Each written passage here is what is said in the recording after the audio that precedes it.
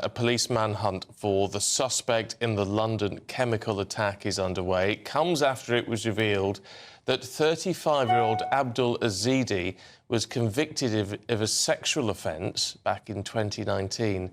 Sources say he was refused asylum twice before being granted leave to remain 2 years ago. Now, the Met Police have warned the public to stay away after the attacker injured 12 people, including 5 police officers and, of course, 2 young children. He was last seen on the Caledonian Road in South London.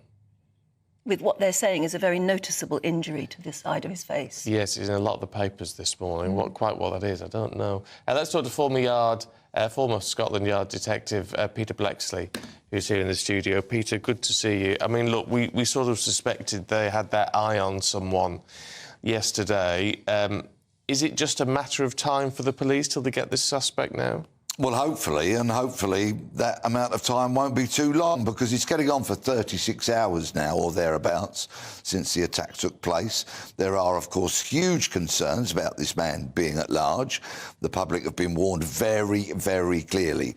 Do not approach this man. Simply dial 999 if you see him. Of course, the events of Wednesday night would appear to be very serious. That would indicate just how dangerous this man possibly could be.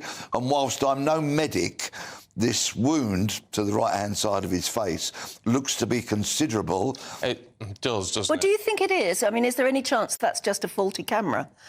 Well, the police did say before the release of the image that he was going to have a significant injury to the right-hand side of his face. No, I mean, if it is as bad as it looks, and that for those of you listening on the radio, I mean, it really does look as though a huge injury, particularly to the right eye and the lower cheek.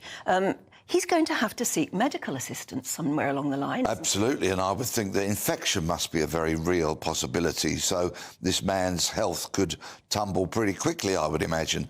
But either way, with contacts in Northumbria, the Newcastle area, the possibility that he's used public transport, because British Transport Police are also now being called upon to assist in the hunt for this man. This is a bit of a race against time before potentially anybody else gets hurt, or before he's able to go so deep underground, so to speak, that it would be even more difficult to find him. But the police have called upon the public's help here by publishing the photograph, and I suspect, as is so often the case, it will be the great British public that provide the information that sees this man put in handcuffs. Of course, what we're not getting at the moment is any updates on the victims, particularly on this. Life-changing injuries. The focus is on him, which is understandable at the moment. But, yeah, I mean, talking life-changing injuries for the mother and the youngest daughter. Yes, I mean, ghastly set of circumstances here, and there were some CCTV images released yesterday that are pretty unclear but give a sense of the horrors of what unfolded. And we heard so many witness testimonies yesterday from people that courageously went to try and help, which really in this day and age is heartwarming.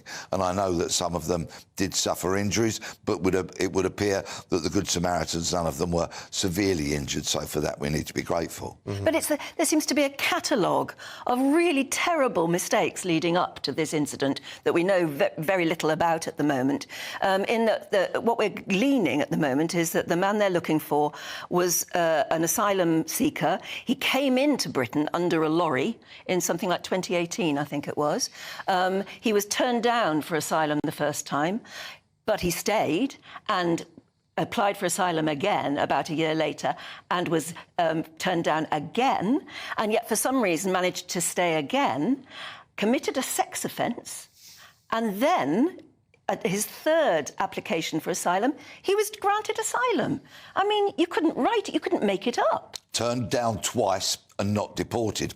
I'm not going to sugarcoat this at all. If anybody wants to appreciate the horrors that we have imported into this country, courtesy of governments, courtesy of the Home Office, courtesy of failings of the Border Force, just how much criminal vermin we have imported into this country, then go onto the internet and simply search asylum seeker convicted.